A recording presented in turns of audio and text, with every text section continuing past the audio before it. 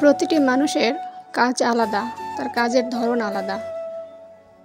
আমাদের জীবনে প্রতিটি দিন নতুন কিছু নিয়ে আসে। গ্রামের মেয়ে বউরা শুধু সংসার সামলায় না, তারা মাঠের কাজ, কৃষিকাজ, প্রায় সব কাজই তাদেরকে করতে হয়। আসসালামু আলাইকুম সবাইকে। যারা আমার ভিডিওটি দেখছেন, আশা করি তারা সকলে ভালো আছেন, সুস্থ আছেন। আলহামদুলিল্লাহ, আমিও ভালো আছি। তো আজকে শুরু করছি নতুন একটি ভিডিও। তো আজকে কিছু বাজার থেকে চারা আনছে আপনাদের ভাইয়া, তো সেগুলো আজকে লাগাবো। কিছু ফুলকপি, কিছু টমেটো। তো সামনে যেহেতু শীতকাল চলে আসতেছে, তাই ভাবতেছি শীতে কিছু সবজি লাগাই নেব। যদিও এখন শীত আসতে কয়েক মাস দেরি, তারপরেও আগে লাগাই নিচ্ছি, যেহেতু এগুলো বড় হতে সময় লাগবে। তো এইভাবে আমি এক এক করে সবগুলো ফুলকপি এবং টমেটোর চারাগুলো লাগিয়ে নিচ্ছি।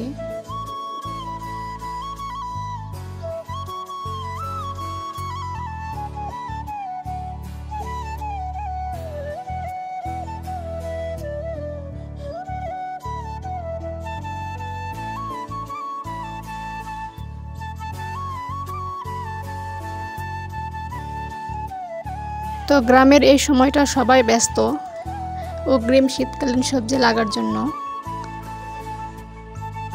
তো আমার চারা গাছ লাগানো শেষ, এখন কিছু সবজির বীজ লাগাবো। তো এই যে এগুলো হচ্ছে ঢেঁড়সের বিচি।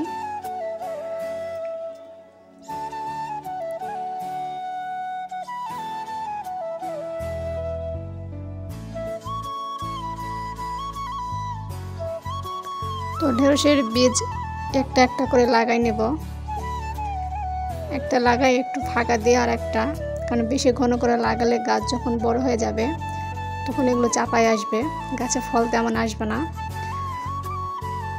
তাই অত চাপায় না লাগায় একটু ফাঁকা ফাঁকা করে লাগাচ্ছি।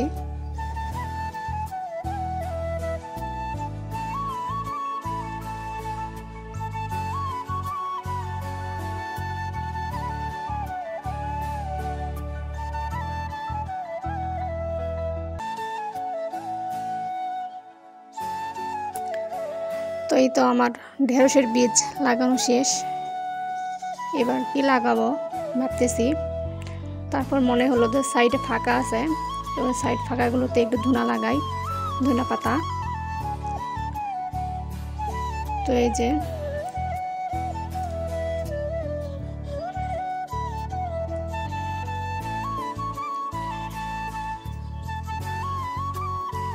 যত বেশি দেবেন তত বেশি ঘন হবে গাছ।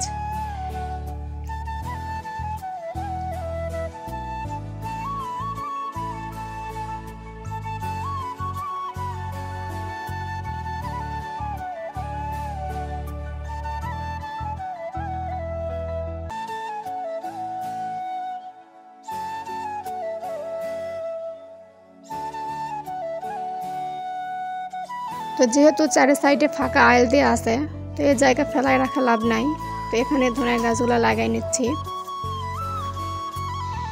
জায়গা যেহেতু কম, তো সব কিছুতে মেকআপ করতে হবে।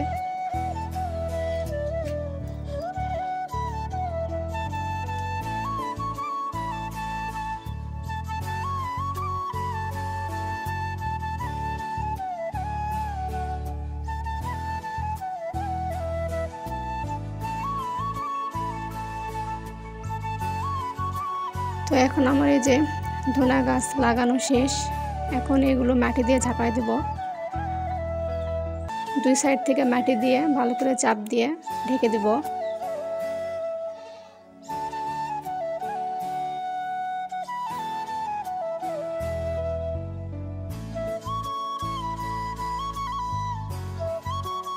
তো এই যে দেখুন, আমাদের সব গাছ তো মানে জায়গাটা কমপ্লিট হয়ে গেছে আর কি, কোনো জায়গায় ফাঁকা নেই, সব জায়গাতেই সবজি লাগানো হয়ে গেছে। তো যারা গ্রামে থাকেন আর কি, কোনো জায়গা ফাঁকা রাখবেন না। বিক্রি করার জন্য না হোক, অন্তত বাড়িতে খাওয়ার জন্য হলেও কিছু সবজি লাগান। তো এই যে সবজি টবজি লাগিয়ে বাড়ি এসে দেখি ভাত গরম করতে পারি না, ভাত নষ্ট হয়ে গেছে। তো তরকারির কি অবস্থা?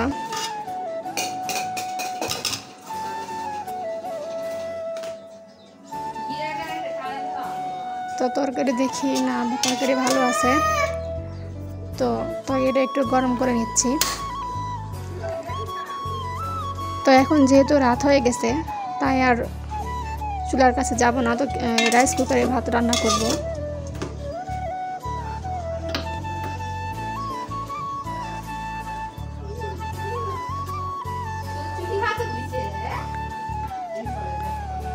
তো এই যে ভাত বসায় দিলাম।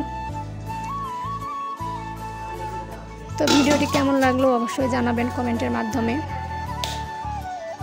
যদি কোথাও ভালো লেগে যায় অবশ্যই একটা লাইক দেবেন এবং আপনাদের মতামত কমেন্টের মাধ্যমে জানাবেন। যদি কোনো ভুল ত্রুটি হয়ে থাকে অবশ্যই আমাকে জানাবেন, আমি শুধরানোর চেষ্টা করব ইনশাল্লাহ। সবাই ভালো থাকবেন, সুস্থ থাকবেন। আল্লাহ হাফেজ।